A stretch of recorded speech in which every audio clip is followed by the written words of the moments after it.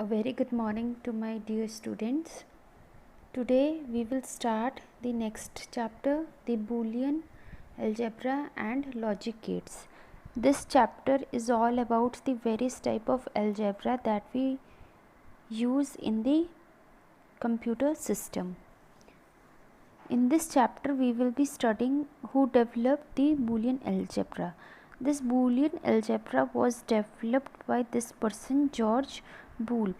He discovered a link between the mathematics and logic in the year 1884. So from there he developed the symbolic logic to solve the mathematical problems, which in his terms as well as in his new name he developed the Boolean algebra.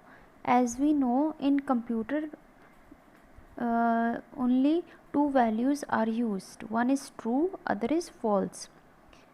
0 and the 1. In the previous chapter, in the number system chapter, we have studied about the various types of the number system.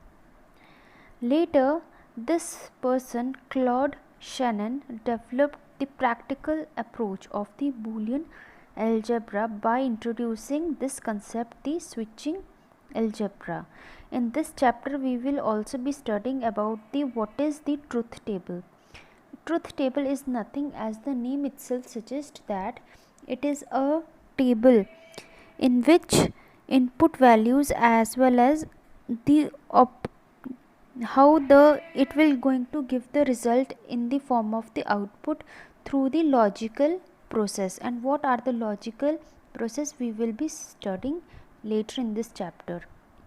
So till now we have understood that Boolean algebra has been developed by George Boole.